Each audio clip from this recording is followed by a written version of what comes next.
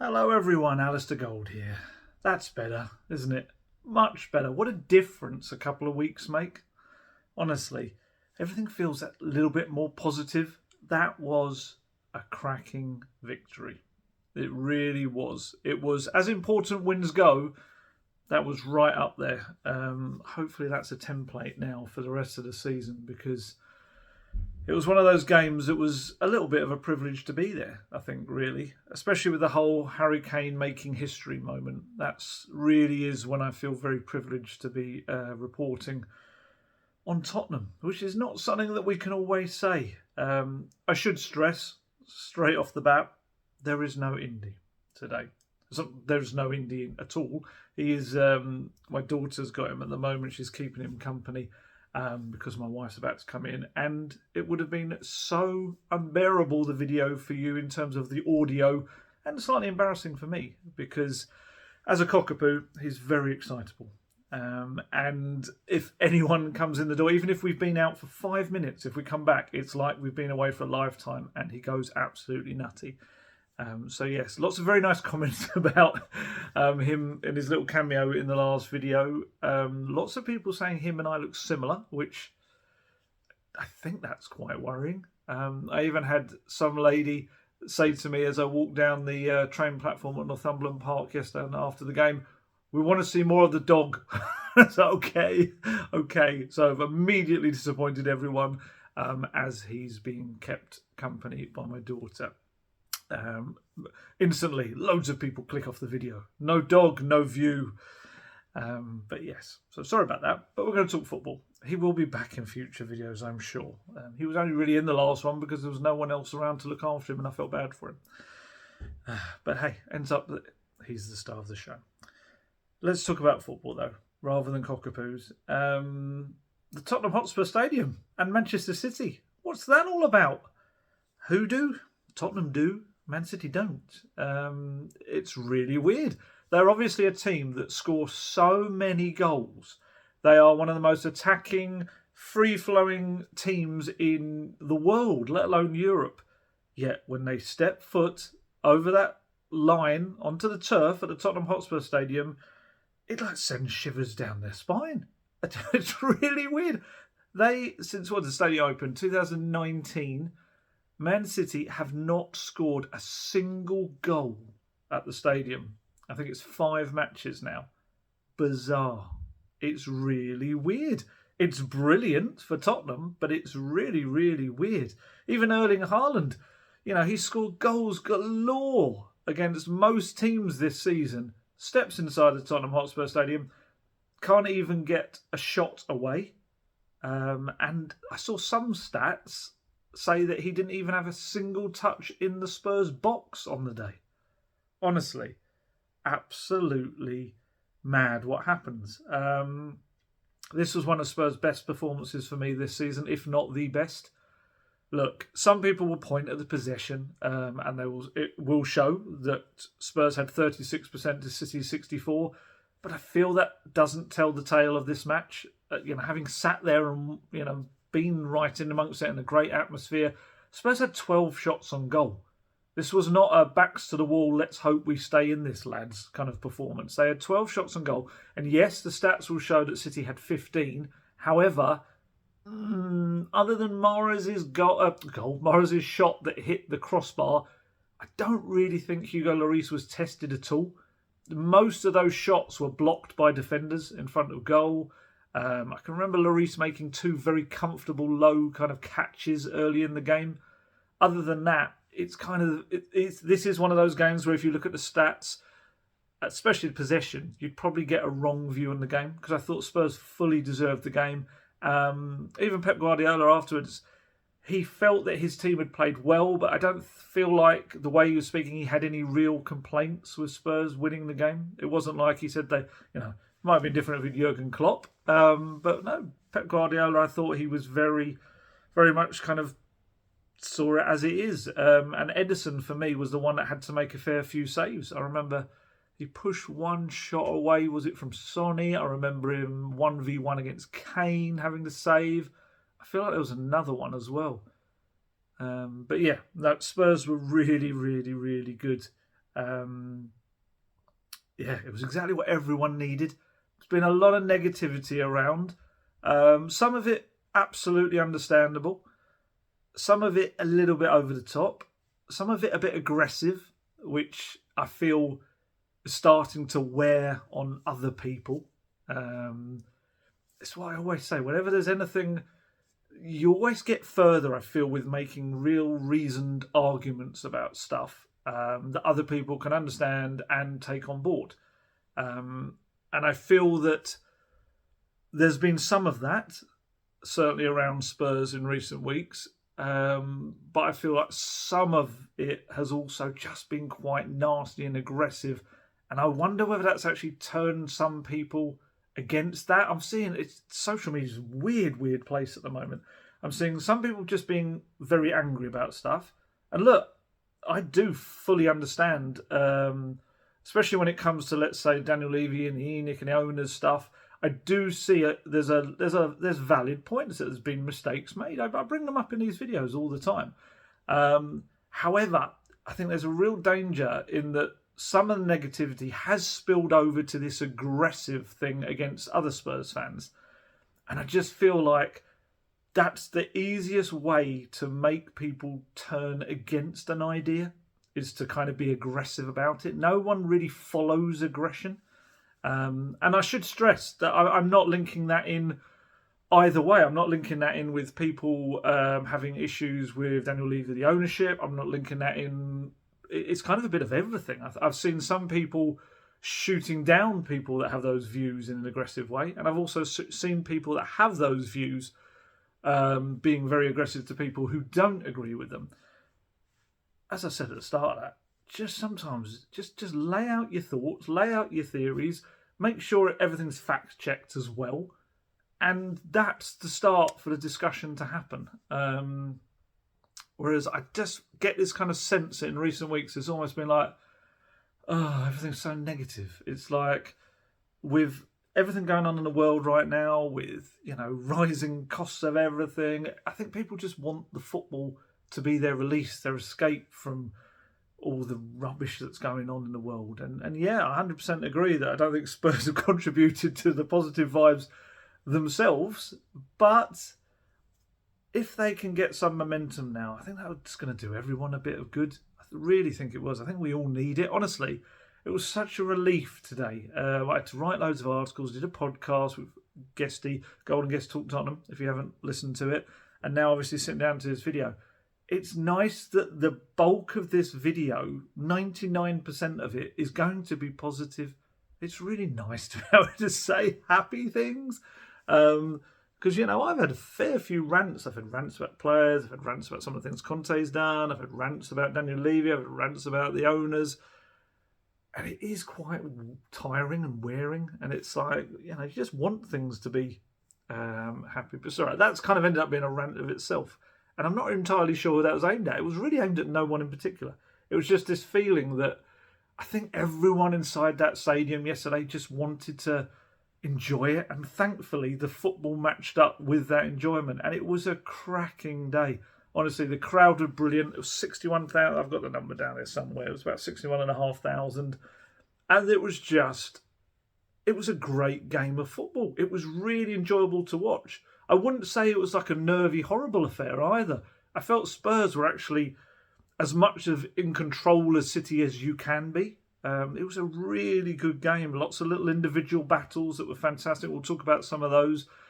And most of all, it was Harry Kane's big day. And that, for me, is one of those moments when I feel privileged to watch a bit of history made. That was brilliant. And also, we should stress that it's all happened with the backdrop of Antonio Conte, obviously, being in Italy, recovering from having his gallbladder removed. This has been a team without its normal leader, and other people have had to step up among the players, and also Christian Stellini and Ryan Mason as well, because Antonio Conte was watching on helplessly, really, from afar in Italy. I would say that he would feel safe in the knowledge that his team was in good hands, though. Christian Stellini, especially, I think he and Ryan Mason are kind of Conte's aces in the pack. He knows that those two guys have got enough about them to take on the team in his absence. It's quite interesting that the way Conte works, I might have spoken about this before, is that he shares a lot of information with his coaches, but however, there's these little finer details and specifics that he kind of keeps to himself, and at the last minute pretty much says, right, and this is what I want to happen here and here and here. It's almost like just keeping this little bit back for himself to be fully in charge kind of thing. And so what that meant was that on the morning of the game, he had to have a call with the coaches and explain these little points that he wanted to put in now. Stellini, of course, has known him for a long, long time. An interesting little subplot as well. Stellini has now won, if I'm not mistaken, all 5 of the matches that he stepped in for Conte. There was 2 in the season they won the title with Inter. Conte was suspended. In the season before, there was another one that Conte was suspended for, and he steps in and won that as well. And now for Spurs against Marseille, a huge game in the Champions League, and now a huge game against City. He's done very well. Hasn't he done well? 5 games, it's one of those where there's never really been any talk about him potentially wanting to become a manager. I wonder if it's a bit like Jesus Perez was under Poch. They're just really happy to kind of be in partnership as much as you can be with someone like Conte. But yeah, he's doing very, very well. And on the sidelines, it was fascinating to watch him because I don't remember him being that animated against Marseille. But he really was a ball of energy. He was like it felt like he was trying to do his best Conte impression, and it worked. He protested every decision, just was constantly shouting at his players what to do, was in the ear of the 4th official a lot as well. It's really interesting because obviously they've been sending the training videos to Conte. He's been... they haven't been like doing a live stream. They've been recording them, and then Conte's been poring over them from his recovery bed, sofa, seat, however he's been recovering. And then he's been kind of sharing what he wanted and little things and bits and pieces with Stellini and Mason. And like I say, you mustn't underestimate Ryan Mason either. Ryan Mason, the players really respect him. Don't forget, he was a caretaker manager at the age of 29. I think some people maybe look back on that or maybe it's looked back a little bit more with respect than it was. I think at the time there was kind of this odd, almost like, he's playing his mates, and people were getting annoyed because like Tongi wasn't playing. I think Joe Rodon wasn't playing. There were certain players that they wanted to see play and they weren't. But ultimately, he won the bulk of those games as a 29-year-old, and he earned a lot of respect from those players. His training sessions, I'm always told, are superb. Really kind of tactically intelligent, challenging sessions. And also worth noting that yes, they lost in the final to Man City, but he's played a big game against Man City. And Man City only scored in, what was about the 82nd minute or something? It was in the final 10 minutes. Spurs weren't great that day, and they weren't great going forward. But actually, in terms of knowing how to keep out Man City, he almost knows how to do that as well. So from what I understand, the coaches, and these are experienced Italian coaches, they've come in and been pretty impressed with Ryan Mason. Conte was similar the moment he walked in, because obviously he wasn't technically allowed to take the early training sessions because I think it was his work permit hadn't arrived yet. So Mason was taking the sessions, and Conte was a bit like, okay, this lad's got something. And that's why you saw him kind of become this real trusted member of the staff. So for him and Stellini to take the team, while Conte, of course, you want him in and around that team all the time, really, I feel like it was almost like a bit of a fresh air blown through the place, a bit of a different kind of vibe. I think it always is. It's a bit like when you were in school back in the day and you had like a substitute teacher came in. Just everything felt like that little bit different. It's not saying it's better or worse. It just changes stuff up. And it worked. It absolutely worked. I got his quotes here. Let's have a look. This is Stellini. I'm so glad. I'm so happy to have this possibility to train all the week, special teams, special players and great men. So I have to say thanks to everyone, but not only say thanks to the players, but all the staff who work around the players, because everyone pushed themselves at another level to try and cover the gap left by Antonio. We knew very well we had to do so thanks to everyone. We spoke with Antonio in the dressing room. Immediately when we arrived, Antonio was on the phone and he said he was really happy. He gave compliments to everyone and especially to Harry for the record he achieved. It was amazing. He was really happy and he gave them the day off tomorrow. They enjoyed a lot this moment. I'm sure they did. I think it was one of the best performances of the season. In a difficult game, in a difficult moment, I think players take responsibility in this type of situation and they play and they train very well. With this responsibility, they do their best for 90 minutes. This is the only difference we had today compared to the last match we played against Man City. And I think that's very true. I think the leaders stepped up. I think you saw Lloris was very much in control of his area. No silly mistakes, really good handling. Eric Dyer, that was superb. We're going to talk about him a little bit later. Ben Davies was excellent. Hojbjerg through the centre was superb. Emerson was as well. Emerson's a bit younger, but we're going to talk about him. And Harry Kane up front. But I also felt like, I don't think anyone really had a bad game. I think that was important. Probably the least impressive for me, and that was reflected in my ratings, was even Perisic. But even he, I felt, had learnt a lot from the game at the Etihad when he was responsible for 3 of the 4 goals. And I actually felt he dealt quite well on the whole with Mahrez, with Ben Davies. But yeah, no, it was an impressive performance. And I think the only place to start really when we're talking about players is Harry Kane. The man's just a phenomenon. He really is. And I won't lie, I really enjoyed the way he absolutely slapped down his critics. He did. He went through different kind of stages of emotion after the goal. On the pitch, he kind of seemed to have like tears almost welling up in his eyes, really, because we had on our press desks we've got like little monitors that show us a bit more close-ups of the action. And you could see, as he was having this little kind of speech he was giving towards the end on the pitch with Coity, which was a really nice moment. You could just see this like kind of wet in his eyes. And I think he was, you know, when you're standing there and you have 60,000 or so, 61,000 fans all chanting your name and you've just made history, I think it's going to make anyone really just kind of have a lump in their throat. It was brilliant, and especially as watching a video with Jimmy Greaves' son Danny talking about the record and also saying, which must have been amazing to hear, that the late great Jimmy Greaves actually had said to the family, if there's anyone I'd like to beat my record, it's Harry. And it's just, you know, all of that as well. It stood for 53 years, that record. I think a lot of people in the club didn't think it was ever going to be beaten. And then along came Harry Kane. And that was his 267th goal. It's just mad, that amount. 416 matches for the club, which is ridiculous when you think about kind of, you know, that's all it is. It's better than, way better than a goal every other game.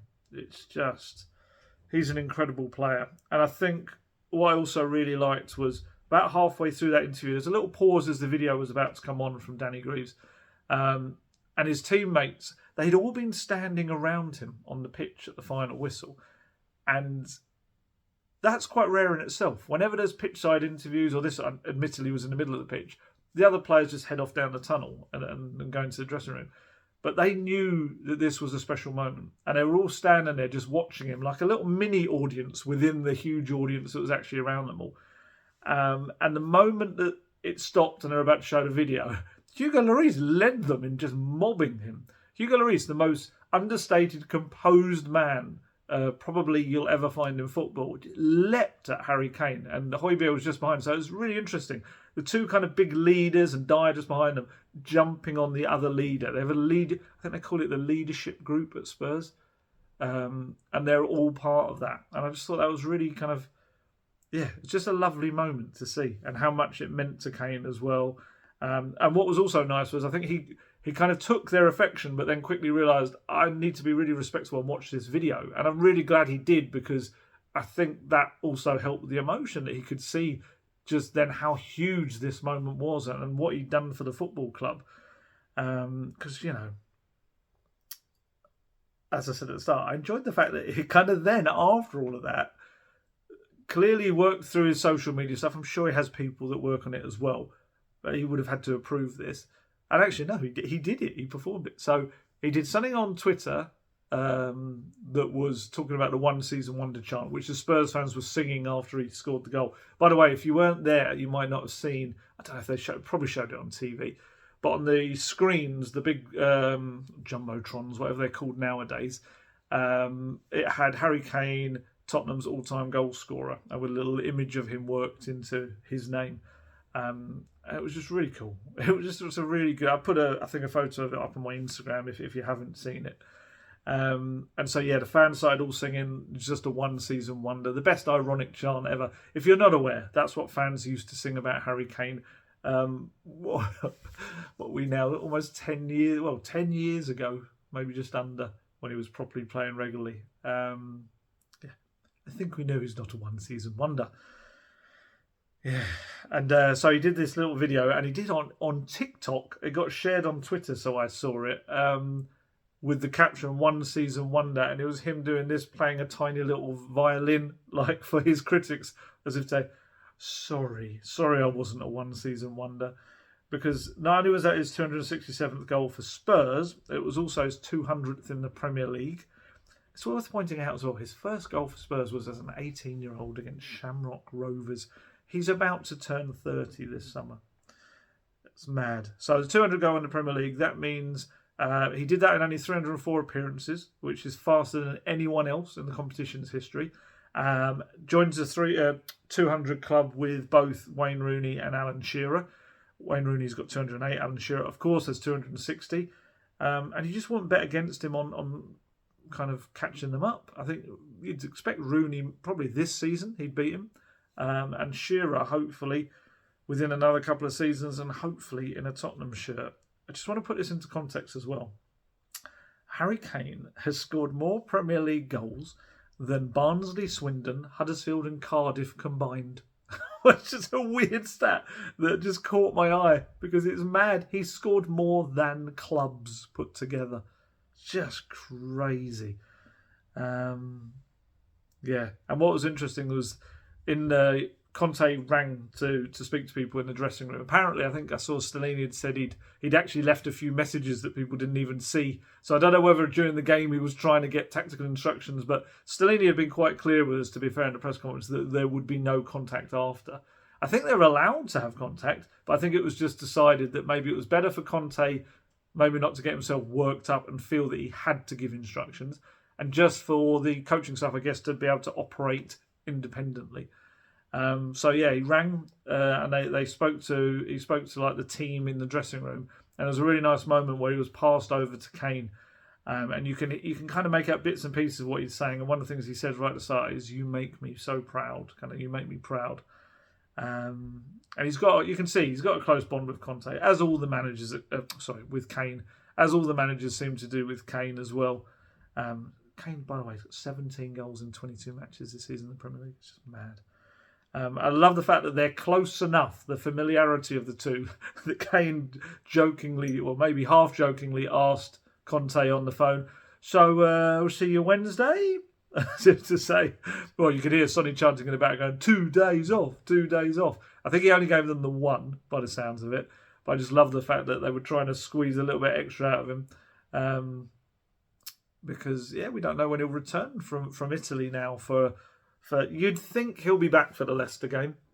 You would think that having it was a close enough call, I think, for yesterday's game. I think it was on a Saturday night, quite late, the decision was made that he wasn't going to come.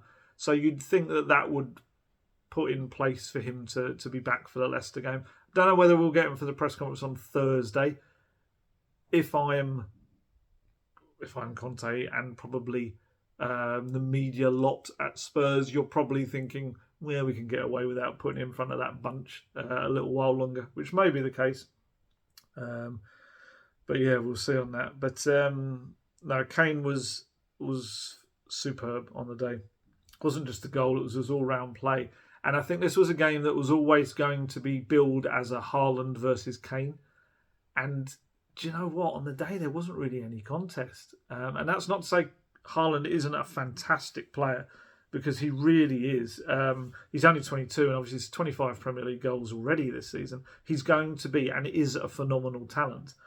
But I just felt that this match gave further weight to this kind of expression I keep hearing, mostly among Spurs fans, because I don't think other fans outside Spurs would maybe want to think about it even, or give it any credence. But I kind of feel like it is true. And it's that Harry Kane can do all the things that Erling Haaland can do, but Erling Haaland can't do all the things that Harry Kane can do.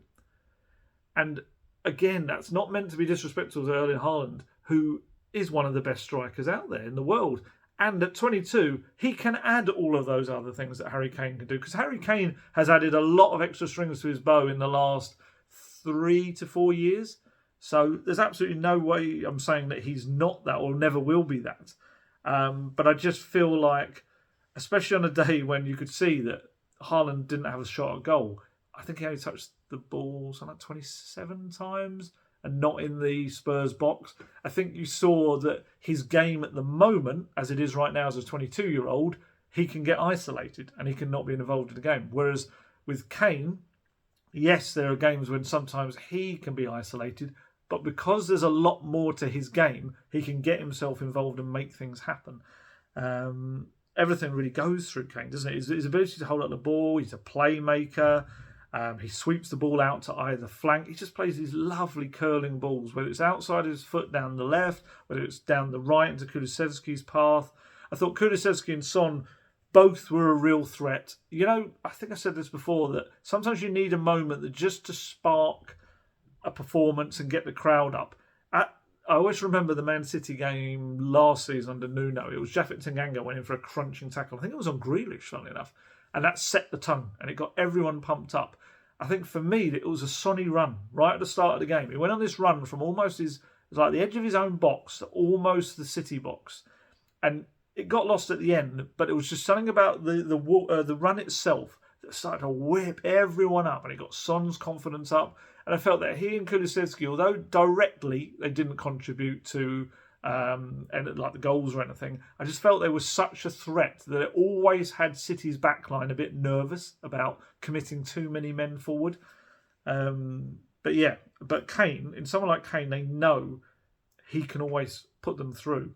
And do you know what? There was a lot of times he was doing this as well. I've seen him do it so many times. When he comes back to do something, and then either maybe he's lost the ball or something, and he slots that into the defence. I've seen Kane, and he did it a few times yesterday, become like an auxiliary centre-back / sweeper. It's just, he is such a team player. It's ridiculous. I mean, that aside, he's like Haaland and De Bruyne rolled into one. Obviously, that's Man City fans will go mad at that, but the way he plays, he's got elements of both. He's just such a good reporter, a good player. And I don't think he'll ever be truly appreciated by opposition fans until he hangs up those boots, because he riles them up, because he scores goals against their team. You're always going to view someone a little bit lesser fashion because of that. And afterwards, I think they'll look back and say, yeah, okay, he was absolutely class. Where he is appreciated, thankfully, is by Tottenham fans. And it was incredibly fitting that he scored that landmark record goal in front of them. 61,747. That was the number, the attendance. It wasn't his cleanest goal in the world. He kind of struck it into the ground. But as he said afterwards, all he really was bothered about was hitting it early and making sure he used the momentum of Ederson going the other way to hit it across him. And he knew that the kind of ball would almost take itself in there. And it did. It was a good goal in terms of moment, the timing, and ultimately a match-winning goal. It wasn't a spectacular goal. It wasn't a cleanly hit goal, but it ended up being a massively important goal. And potentially for the season as well, as a kickstarter, I think, for the second half of the season, which we'll talk about in a little bit. And just that moment where he just caught himself a little bit. You could see just when he was standing there and just the whole stadium singing his name, it was an emotional moment. Got his quotes here from what he said to the crowd after the game. Coite did a really good interview, Paul Coite. This is Kane. It is quite surreal, just a magical feeling to do it here in front of the home fans and to win the game. It was everything I dreamed about. I've spoken about doing it over the last couple of weeks, and I wanted to do it at this special place and in front of these amazing fans. I've been here since I was 11 years old. A lot of hard work, sacrifice and dedication. I remember my first Premier League start against Sunderland at White Hart Lane on a Monday night, and it wasn't in my thoughts to reach this target or 200 Premier League goals. It's just a surreal moment and hard to take it all in now. I'm sure when I'm a bit older and looking back on my career, it will be something I look back on extremely proud of. To do it in front of my family and friends was incredible. It was in the back of my mind, as in recent games, and I'm desperate to score in every game, but especially this game. It's just an overwhelming feeling of adrenaline, and I was so desperate to see it out at the end, so desperate to win and get the 3 points so we could have this moment together, so I couldn't ask for more. I just want to say thank you to all the fans here and the fans back home who supported me throughout my whole career. Thank you to my wife Kate, all my kids and family and friends, my teammates here, my past teammates and coaches who helped me get to this moment in my career. I'm really grateful. We still have a lot to play for this year. Keep the support going and let's see where it takes us.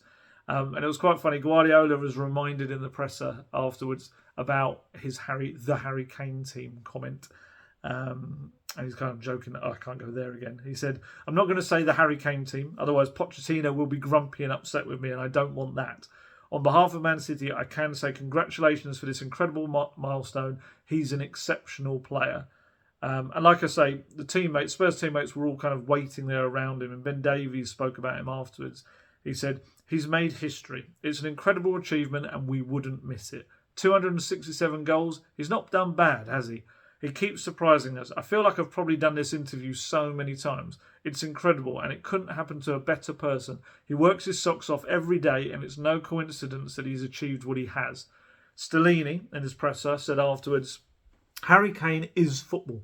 In his DNA, you can smell every time he can show the best football you can see. To compare one player like Harry Kane to the top in the history, you have to wait until the end of his career, but we want to enjoy every day to see him like we do normally. Into the pitch, out the pitch, during the training, when he speaks to the players, when he speaks to the manager, he shows football. You can understand this in every moment. He is amazing to enjoy and to work with a player like Harry. He is. He's a remarkable player. He really is. In my mind, the best player Spurs have ever had. It was quite funny. I said this when I got in last night for the match, and my wife was shocked. She was like, but, you know, you've watched all these players. He's better than Gaza? Is he better than Hoddle? Better than Lineker? Because she knows that Gary Lineker is my childhood idol, and then it became Teddy Sheringham. And I just kind of had to think about it. It's like, he is. Harry Kane, all of those, there may be players like the Hoddles, the Gazas and Ginlars that maybe had more individual skill in terms of certain things they could do, the dribbling and passing maybe. But I just feel as a complete package, I don't think anyone's better than Harry Kane. I don't. Gary Lineker, like I say, was one of my idols as a kid. Yet he would be the first to admit he was a fox in the box. He would score poacher goals in the box. The only goal I can remember him from long range, I think, was a 30-yarder against Man U. But Harry Kane's got everything. He's a striker. He's a midfielder. He can fill in at the back. The only place we know he's not maybe too great is in goal. Just for me, I can't think of any better than him. You could maybe argue, the purists could maybe argue trophy-wise. You know, you've got the likes of Danny Blanchflower, Dave Mackay, you know, these amazing players of the past that did these wonderful things, that won league titles and European trophies.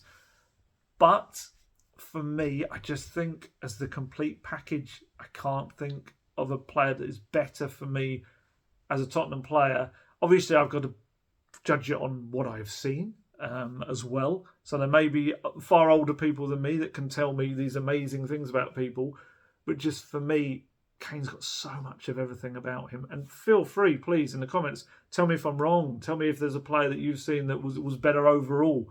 But I just think for his contribution to the club, being the record goal scorer and everything he can bring to a football pitch, I just think he is the best I've seen in a Spurs shirt. I do. You know, I keep saying it, I'll say it again, Spurs are lucky to have him.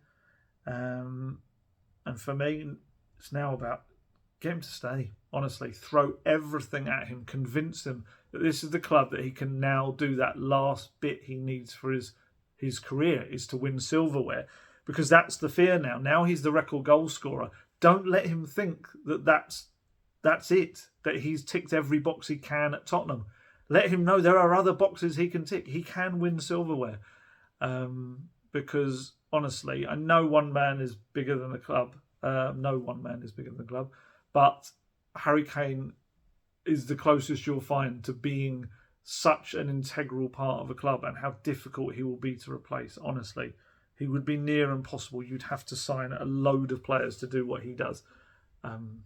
Honestly, absolute top man. The sacrifices he's made to get to where he is as well. People don't often kind of think about that. He just lives a really clean, just I think of the way to put it, just a life that is purely focused on his family and his football. And you can see that's why he's at the top of his profession. He really is, because of that. You won't find him out at parties. You won't find him doing silly stuff. He's just put all that away and said, okay, it's just not for me. I want to do this, and all of that is a distraction. And, not a lot of footballers can do that, as we know. So, he's terrific. He's absolutely terrific. And another player who was absolutely terrific yesterday, less expected, I'd say, maybe than Harry Kane, Emerson Royal. You know me, even if it's players I've criticised and everything, I don't do agendas. I don't do that. I don't want anything colouring my view on something. That's my aim as a journalist, is to try and be objective, whatever. Even of previous things I've said, I want to look at everything as a fresher situation as I can. And you cannot get any better example of that than Emerson Royal. He was brilliant yesterday. In my player ratings, I gave him a 10. He was my man of the match. It's very difficult to give 10s to like defenders and stuff, because often when you dish out 10s, it's because, I don't know, like a striker's scored a hat-trick, or someone's got 3 assists and a goal, or maybe can get away with a goalkeeper making just a string of constant amazing saves. But it's difficult with defenders. But I felt he just was that little bit above everyone on the pitch. He gave everything he could to that match yesterday. And I just loved the timing of it. I thought that was brilliant. I thought, after everything that's happened in the last month or so, don't forget, on New Year's Day, Emerson Royal was being ironically cheered off the pitch by an entire stadium of people who wanted him off of their pitch. Yet he stuck to his guns. He absolutely had no interest in leaving Tottenham. He felt that he could still be a success at Spurs. I spoke to people around, I spoke to him as well. And there was this very much a feeling of, yes, some people have criticised me, but I've had messages of support and I believe in myself. And so that's why moments like yesterday are brilliant. That's what life is all about, isn't it? It's making your point and trying to prove people as wrong as possible. And look, he's not going to prove everyone wrong. And there will definitely be some areas that we know he needs to improve. Stellini said it afterwards. I've got a quote to come about it. But he was terrific. He was absolutely brilliant. This is a guy who had to turn replies on his Instagram posts off or restrict it just to people he followed because the abuse he was getting was so bad. Yet here he is, puts in the best performance he's put in a Spurs shirt by a country mile. And he's had some good ones, especially against Man City, which made actually his inclusion not as mad as it seemed to maybe the outside world when you've got Porro kind of had just come in, Pedro Porro. But he was brilliant. And on Sunday night, I looked at his Instagram and he just put up a post with the simple message that said, "This is my team, this is Tottenham." And I just thought it was beautiful. It was so perfect. It was such a lovely kind of, just a way to top off his day. It's just, he's seen off Matt Doherty and Jed Spence. Everyone expected him to be the one at the bottom of the pile that would go. He wasn't. They did.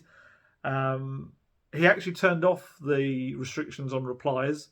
I think he has in the last couple of games because obviously he's been playing quite well. Results have been good. There's less angry people out there. And you know what? I looked through some of the replies and there were a few apologies there. People actually saying, sorry, we were too harsh on you and stuff.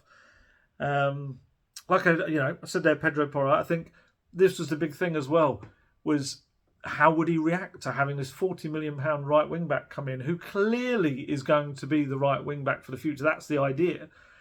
But it's almost like he gripped onto his position in the team, Emerson Royal, and said, no, you're not just having this for free. You have got to fight me to get this off me. And that's absolutely what he did. And do you know what? It would be the harshest decision in the world to take Emerson out of the team against Leicester to put Porro in. The only thing I can think of is Romero's suspension. Maybe he slots him in at right centre-back and plays Porro as well. Although I kind of get the feeling at Davinson Sanchez that they'll feel that he's earned that with a really good performance against Preston. And again, he came off the bench and was quite good in the last 8 minutes or so. Very, very solid. But yeah. Oh, I should also point out on Porro as well, another reason. I don't think he would have started anyway, because Conte hasn't had a single training session with him. And of course, they trust Emerson in these big games at the moment. Oh, sorry, got a weird kind of cold twitch there. Porro's had a bit of a bug in the last couple of days. It literally, it's the Tottenham way, isn't it? You turn up and then something goes wrong. But they've had a few bugs and little things have been going around the camp in the last couple of weeks. I mean, you saw Harry Kane was off. I think Matt Doherty also was struggling with it a little bit as well. And from what I understand, Porro was a bit under the weather in the last few days ahead of the game. So it was well enough to be on the bench, but I think that would have also played its part, and it's probably why we didn't see him at all, even make his debut. But yeah, it allowed them, and I think Stellini made an interesting point. I've got that to kind of come as well, that what Emerson does give you, maybe over a Jed Spence or a Matt Doherty compared to Porro, is that he brings a different skill set. So with Porro, he's going to be the better attacker. Although I would say that Emerson had a very good moment yesterday when he put the ball on a plate for Kane, and unfortunately it was a rare moment from Kane. He just slashed his left foot at it and completely missed it. But Porro will bring the more attacking side of the game. Whereas Emerson, he's now shown, and this is in quite a few big games, defensively, he can really be the type you're looking for if you want to grind out and battle and defend against a team with a really tricky player coming down that left-hand side. So I think to have that balance of, which kind of right wing back do I go for today is a big thing for Conte. Whereas maybe Doherty and Spence would have given him a similar type player to Porro, perhaps. Just thinking about it that way. Oh, I should also point out, Porro and Arnaud Danjuma were introduced on the pitch. It's the first time, obviously, in front of the home crowd before the game. Lucas Moura ran up and started applauding as well, joker that he is, which, in a weird way, he's been away for so long with his injury, he kind of will feel like a bit of a new signing for Conte when he's back in action. He wasn't in the squad, but he's closing in on that. But yeah. So Porro obviously had to wait there for his chance as well. And I was a little bit worried. I said to Guesty before the game, my worry was that the fans would have been so frustrated that Porro wasn't starting that anything Emerson did wrong might be magnified and there might be even bigger groans and noises that obviously then have a knock-on effect. But do you know what? He absolutely handled the pressure superbly. He was so good. He was so determined. He just kind of played with no fear at all.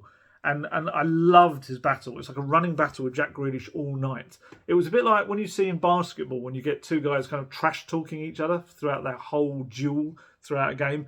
And that was what they were doing. They were constantly going at each other. They were constantly fouling each other, tackles on each other. It never kind of spilled over into something more than that. It was just, for me, was perfect. And there was one tackle Emerson did on him that was so good. It was perfectly timed. Took the ball out for a goal kick. It was that good. It didn't even result in a corner. It was just brilliant. I think, what I say, that he got past him, Grealish, maybe twice, I remember. But on the whole, Grealish was pretty much like Gandalf, like, you shall not pass, kind of thing. He just would not let him out of his sights, really. It's fantastic. I looked at his numbers, 2 tackles, 2 interceptions, and the most 6 clearances as well. Made loads of really good headers at the back post. And actually he and Grealish were the 2 most fouled players on the pitch. He was 5 times and Grealish was 7, which probably a lot of those were on each other. It was superb, honestly. It was really, really, really good. And I've just got a quote here somewhere. Yeah, because I I asked Stellini about his performance, especially with Porro waiting there in the wings and how important it was. And he said Emerson was one of the most important players. In the end of the game, he had 2 or 3 situations and he showed his desire like all the team. It's important to have different players in the same position with different skills, and you use the player when you need them. Emerson showed today he's a good player. I think that in the Arsenal game in October, he didn't deserve a red card and he lost his place in that moment. He lost his place through not a good red card. It wasn't a good decision and it created for Emerson a problem, and he needed time to find that place back again, because for the first 6 games of the season he was this player, as in the one from last night. And interestingly, he also said to the BBC, we've seen Emerson play great games. Against City last season he was similar. Today he was a good player. He has to improve in other situations, but today he was perfect. So yeah, I think he can. He's 24. Of course, I've said this before, he's still young enough to learn various elements of the game. And yeah, like I say, he and Porro will now provide different alternatives in different games as well. And different periods of matches. There'll be certain points in matches when you want to change it up as well, and each of them will give a very different thing to each other. So yeah, difficult time. Really difficult time for Emerson, I think. But he's shown his spirit and determination. Fair play to him. And he's shown again he can be trusted against the best wingers in the Premier League. Absolutely smashed it. He really did. But he wasn't alone in that. The rest of the defence, as I said earlier, look, one of the biggest complaints about the January window, myself included, was that they did not bring in another centre-back. That was a big thing. And potentially you could have upgraded in 1 or 2 of those positions if you could. What I felt was that, while that could still prove to be the case with injuries and anything that as the season goes on, I think the defence really gave the perfect riposte to that. They really did. Eric Dyer and Ben Davies particularly they've had their critics. They're always players that put their bodies on the line, but they've had their critics. They have. There's no getting around it. But I think last night just showed how good as a unit that team can be when they put their minds to it. Much was made of the fact that Spurs have conceded 21 goals in 10 games. Conte said it publicly. But now if you look, since that, around that big group meeting they had where everyone aired their frustrations, Spurs have now recorded 5 clean sheets in the last 7 games. It's an absolute turnaround in defence. It really, really is. Dyer, for me, that was one of his best performances of the season last night. I didn't really feel that a lot of people on social media that I saw gave him much credit. He wasn't among the names mentioned. For me, I thought he was superb. I thought this was more like the Dyer of last season, the consistent Dyer. He put his body on the line. Every time Erling Haaland, the ball was coming towards him, Dyer was in there like a flash, either harassing him and making him give it away or pass it away, and just stopping him. He was like one of the main reasons for Haaland not even having shot a goal. He was excellent. And there was one moment that Julian Alvarez had a shot. I think it was going slightly wide, but it doesn't really matter. It was the fact that Dyer kind of threw his leg up and got his thigh to it, and the ball deflected up over the goal. Dyer celebrated with a real punch, kind of clenched fist celebration. And the other defenders, they started kind of pushing him. It's probably like a macho celebration thing. And you could just see it meant so much to them as a unit. And that was huge. Dyer made 2 blocks, 4 clearances, 4 headed clearances, recovered the ball 5 times and won 3 of his 5 aerial duels.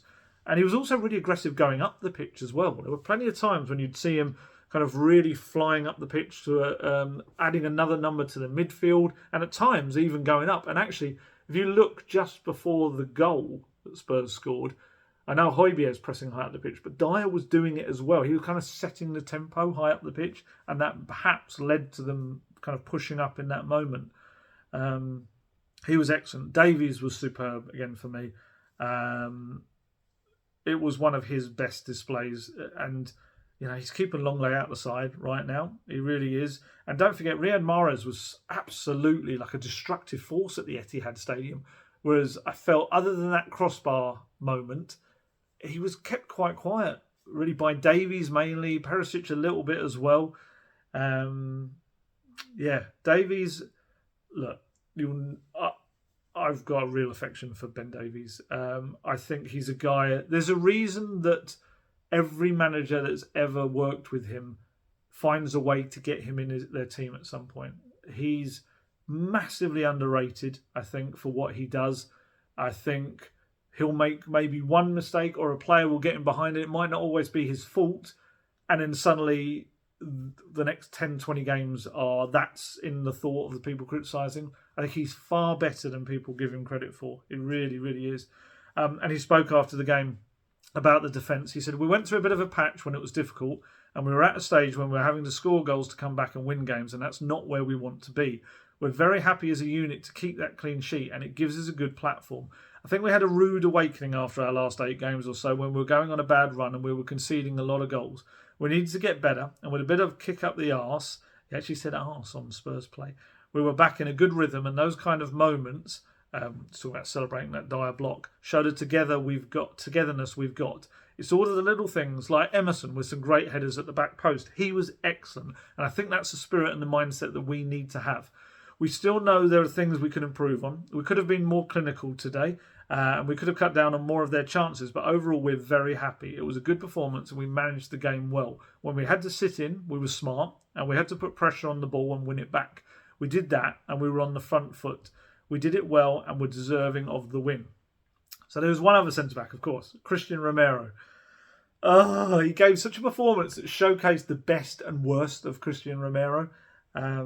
He lunged, obviously, into that. Unfortunately, it's like a trademark reckless tackle now. It was only 26 minutes in on Haaland. I think it was near the halfway line as well. It was such a pointless place to do it.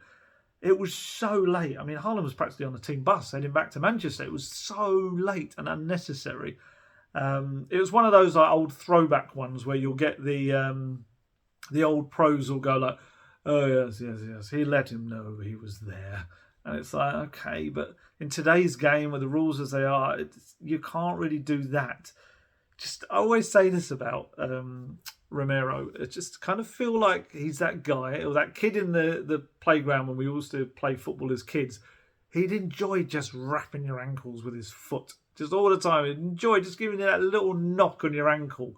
I just see that in his game, and there's a level of aggression to a game that's absolutely fine. But when it spills over into stuff like that, it's actually you're doing yourself a disservice and the rest of the team as well.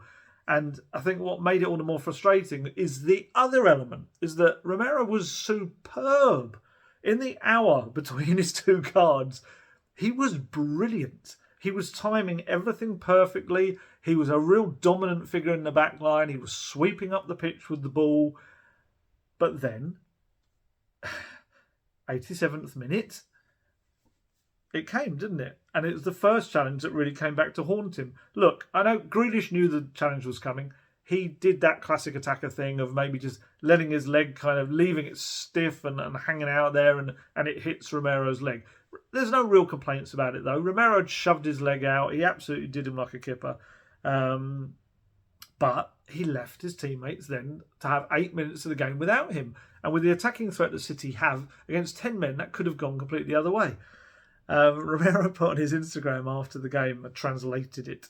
I didn't use Google. Google translated it a bit weird, but I did a proper translation thing. It said, great game from everyone, impressive win. Let's keep it up at Spurs official. Sorry to leave the team down, man, but it's been a long time since I got one. And then he had a smiley face and a red card. Look, he's right. You know, he is quite good at not getting red cards. His last one was the first game of the Conte era, the Vitesse mad game. And I don't think he got too many at Atalanta as well, despite the ridiculous amounts of yellow cards he was doing. But he is picking them up again in England. I think he's got 6 in his last 6, if you count these 2 yellow cards in this game. There's only one game he hasn't got one in the last 6 games. If he can just curb it a bit. And last season, Conte essentially publicly said, yeah, he's too rash, he needs to cut that out. And he stopped. He didn't get another yellow card. He managed to not get himself banned. And he missed the cut-off this season as well. It's almost like the cut-off happens and he's like, hey, let's kick him again, lads. It's like that's releases the valve that he can then go and do it. It's like someone's kind of holding his back and then they let him go and he can run off and kick people. He's got everything to be an absolutely world-class defender. He really has. I think this is just... He just needs to learn that you can have the aggression without the need to kick people like that. Because he's going to miss the game at the King Power now. And, he's a key player to be missing. It's not good. Another player that I thought was fantastic was Pierre-Emile Hojbjerg. Another player who does have his critics. He was, it's a cliche, but he was the Viking warrior in the middle of the park. 3 tackles, 2 interceptions, 2 clearances, and obviously a brilliant assist for Kane's goal. He pressed high up the pitch, won the ball back, dribbled forward, and just as you thought, oh no, he's about to get clattered into and lose the ball, he just touched it off to the right for Kane. It was perfect. Stellini said about him afterwards, I think it was a great performance for 90 minutes with a great lucidity, with a great mind, and thinking about his position and what he had to do on the pitch. He worked very well, and the ball he gave to Harry was amazing. The best thing was that he used his mind every time in the game to find the right position. When you have a player that plays with his mind and thinks when he moves in the game, it's very important. And to be honest, on top of the brilliant performance, he was an absolute pain in the backside for City. Pep Guardiola in his press conference afterwards, he kept talking about interruptions in the game. Well, if interruptions had a name, it would be Pierre-Emile Hojbjerg.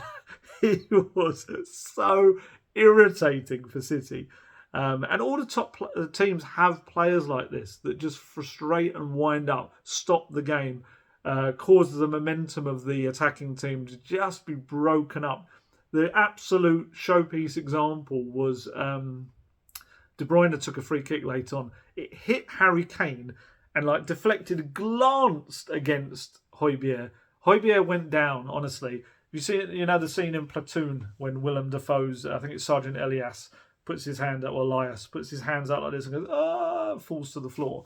And it was like that, but it said he kind of covered his face, went down, and he knew that the referee had to stop the game because it could have been a head injury, it could be concussion, it could be serious. And then, as he often does in these moments, Hojbjerg, he kind of gets a little bit, and then runs off. It's like, yeah, that never happened, did it? He is an absolute purveyor of the dark arts. And it's exactly what Spurs have been searching for. The likes of Mourinho, Pochettino, Conte, they've all called for Spurs to have this. And it's just that bit of gamesmanship, this bit of experience. It's not the beautiful game, but it's what the top teams do. They do. The likes of City have players that do that all the time as well. It was. He was superb. And I thought alongside him, Bentancur kind of showed Romero what to do after you've got a yellow card for the full game. Romero almost did that, but didn't quite make it. Bentancur was very good as well. His yellow card came in 23 minutes, and he managed 4 tackles, 2 interceptions, and 3 clearances. Really, really good. And this was a game for me.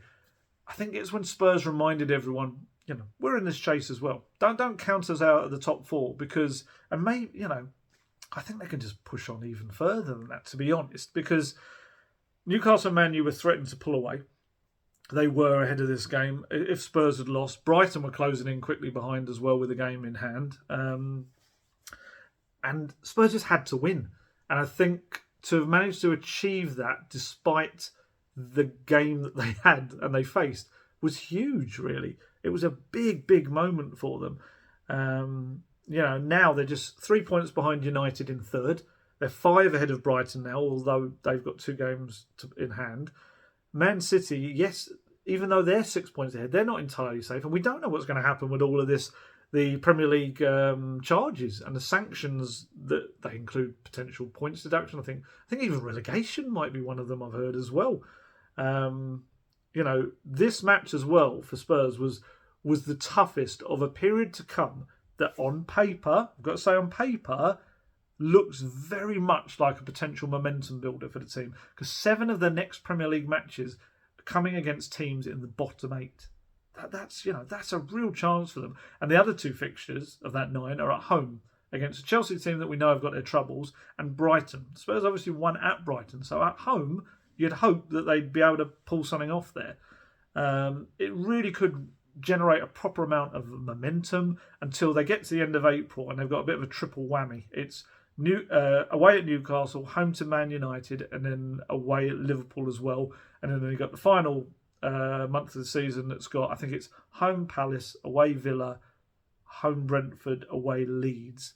And of course, interspersed with that, you've got 2 last 16 matches against AC Milan. I looked up, I didn't realise how badly AC Milan have been doing. They haven't won a game since January the 4th. They've suffered defeats in 5 of the last 7 games. The other 2 obviously were drawn. And now they're 6th in Serie A. They've properly dropped down. And then on top of that, you've got the FA Cup. We know that it's going to be Wrexham or Sheffield United away on Sunday, March the 1st. It's a great chance, that competition now for Spurs. There's so few Premier League clubs left. Of the big guns, there's only the 2 Manchester clubs left in there. And, Spurs have just shown they can beat City. And Manchester United, they're a team that I think Spurs will feel that they can beat on their day as well. Everything's suddenly changing, a really kind of different atmosphere around the place. There's so much to play for. There's a squad there that now, certainly in Conte's eyes, will be the strongest he's had. It's full of players that he is happy to actually allow to play football and willing to allow them to come on and change the game. And, he's always talking about not dropping the level of the squad when he makes changes. And it's massively, this is what it's all about. They had no injuries, which obviously helped. It was so full to the brim. There was no place for Lucas Moura, Pape Matar, Japhet Tanganga. None of them could even get on the bench. So that shows how strong it was, really. And he can look at that bench now. And if he wants to change the attack, he's got Danjuma, he's got Richarlison. He'll have Lucas soon as well. In defence is probably the one where there's lesser options. But Davinson Sanchez is a solid backup. He is.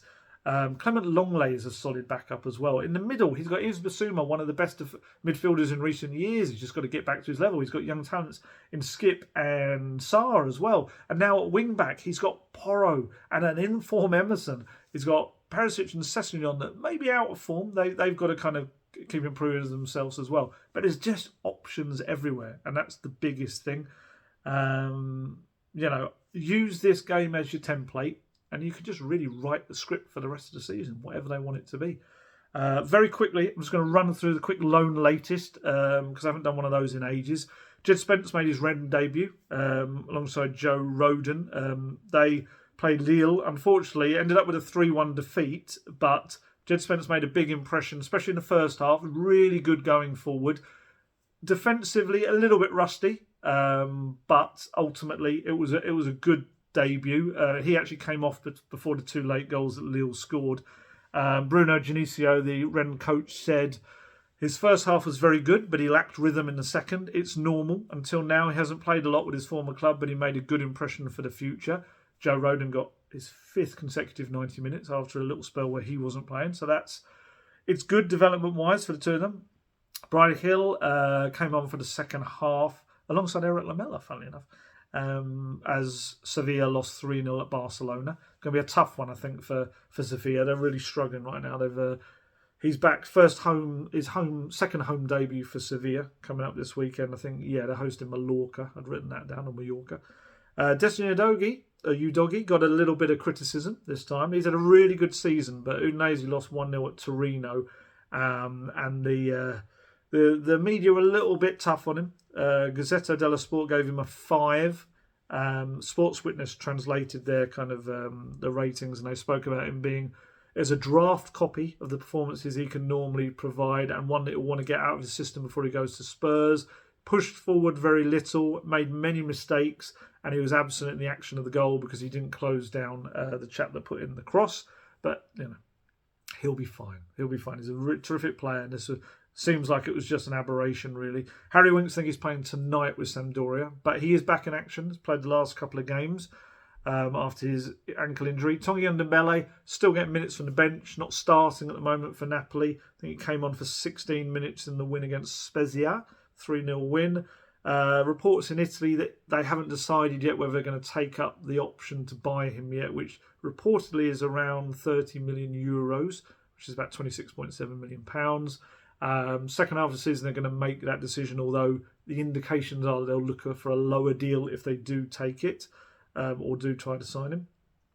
Looks like it's going to end up with a title winners medal, though. Sergio Reguilon, unused sub again. That's, I think, the third in a row since he was suspended. He's been unused sub. Matt Doherty on the bench as well for Atletico, unused sub as well as they drew 1-1 with Getafe. Lo Celso still working his way back to full fitness after his injury. Harvey White, 22 minutes he got, Derby debut, so that was really good. They won 5-0 at home. He's essentially coming in. Max Bird's got injured at Derby, and he's coming in he's going to hopefully get quite a bit of game time in the next month or so. Paul Warne, the Derby boss, told Rams TV he's good, trained today and was really good. He's talking about White. Obviously losing Birdie to injury, he's the bottom of the three. He's a perfect replacement, so we're really lucky to get him and convince him to come. I'm really pleased for him. He looks like a really good footballer, another left footer. We seem to love signing left footers here, so yes, he's a good kid.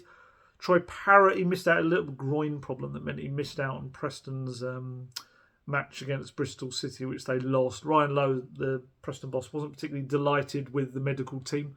They kind of felt that these players shouldn't really be being pushed maybe late in the week, especially as he couldn't play against Spurs because of the FA Cup game, so he hasn't played in a little while either. He hasn't started a game since before the World Cup, since he got the hamstring injury after celebrating when he scored.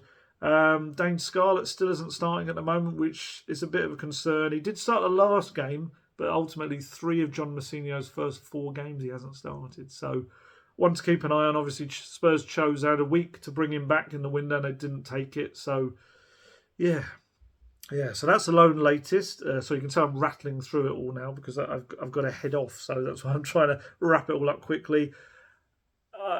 I wasn't really going to talk anyway too much about the Spurs' responses to the trust. You've probably seen it by now. In summary, because it was very, very long stuff. Some good questions from the trust, which Spurs, for me, this is just my opinion on it. I felt they made a few good points, but ultimately it was wrapped up really in answers that had a bit of a condescending tone, quite defensive in parts as well. I understand they'll feel they're being criticised and attacked, but I didn't like the tone. I felt the whole tone was, if anything, more inflammatory than it was making any kind of positive steps towards building a bridge. I didn't think it was a great idea. I think, obviously, if the team now kick on, I think that it will deflect slightly from some of these things. But the moment they lose, I think the complaints and stuff will continue. I don't think this was any way to kind of, like I say, build a bridge. And I wouldn't be stunned if these financial results suddenly find their way out there after a big win. I wouldn't be stunned at all. So keep an eye on that maybe in the next couple of days. So yeah, there you go. But overall, like I say, 99% positive. It was good. And I am feeling so much more confident and positive about the second half of the season. Like I say, these fixtures to come, some big matches, some big cup matches, European matches, 7 of the next 9 Premier League games against teams in the bottom 8. Come on, Spurs. Honestly, just crack on and push on, because I really think if they can get a run together, I think some of the other teams up there are going to start falling a bit. And it could be a very, very good end to the season. But yeah, we'll see. Right, got to head off now. Sorry there was no Indy. I apologise utterly for being a very distinct second choice in the popularity stakes in the Gold household. Probably lower than that in the actual Gold household. But yeah, Leicester coming up. Trip to the King Power. We know what happened last time. A terrific, dramatic, exciting game. And yeah, fingers crossed 3 points again. That would be absolutely fantastic. And I shall talk to you probably on Sunday, unless something big comes out in the days ahead. Maybe the financial results. We'll see. But as always, stay healthy, stay safe, look after yourselves, and I shall catch you later. Goodbye.